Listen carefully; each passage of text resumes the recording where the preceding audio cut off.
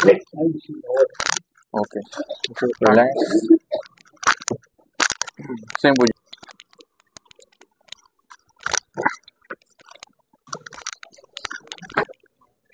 दुखलं का इथे? तेव्हा हिनं दुखली. हां तेव्हा हिनं दुखेल इथे. दुखली का? हां उठून बसा. उठून बसा. मांडी घाला इकडे.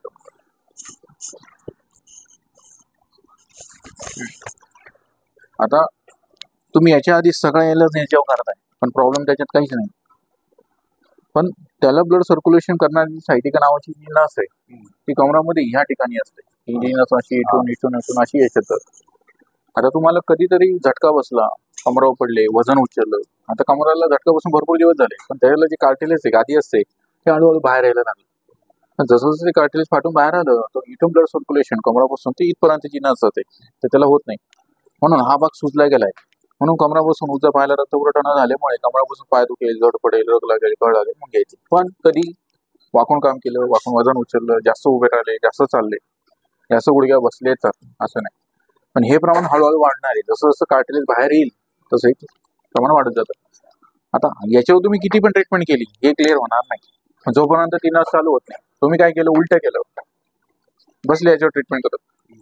सगळे डॉक्टर तेच केलं. ही सूज कमी करायची गोळी घ्या, हे घ्या, ते घ्या.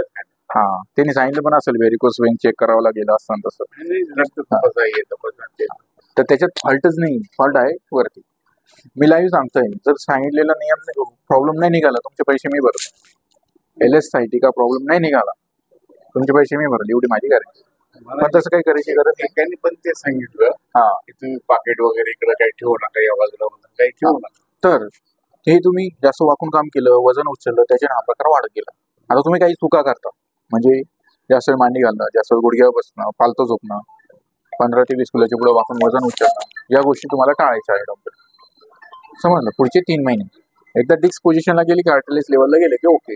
पण मला पाहिजे 3 ते 4 दिवसात रिझल्ट नाही भेटलं आपण ते MRI करून बघतो. पण त्याची काही गरज पडत नाही. मला 3 ते 4 दिवसात रिझल्ट देतो पहिलाच पाहिजे. पण याला 10 दिवसाची प्रोसेस आहे. डिस्क सेट होणं, कार्टिलेज लेवलला येणं. याच्या आधी तुम्हाला कमरामध्ये टिच्च भरायचं 2-3 महिन्यातून एकदा, 6 महिन्यातून एकदा. हो की नाही? हे तुम्ही मला सांगायला पाहिजे. कधी कधी होत. हा तर त्याच्याने त्याचे कार्टिलेज बाहेर आलं हळूहळू आत्ता.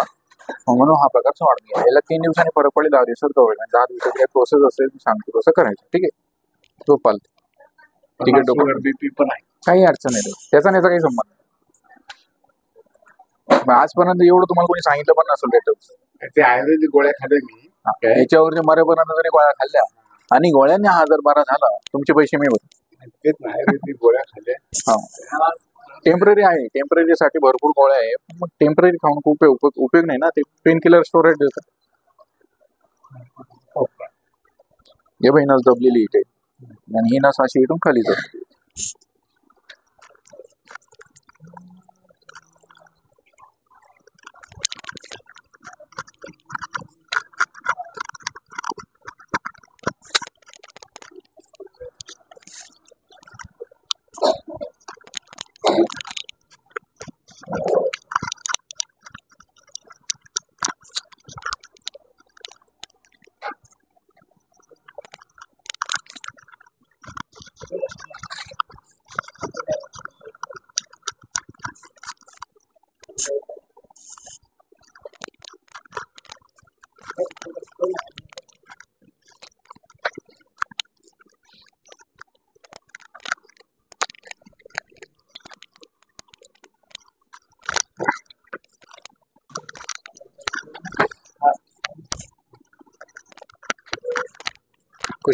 खुश होतो पण माझ्याकडे नंतर माझ्याकडे नंतर सगळं करा आता जेव्हा रिलॅक्स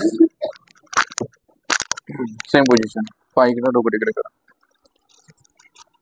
इकडे इकडे इकडे डोकं इकडे करा. डोकं इकडे, पाय तिकडे. राहिलं कुठे?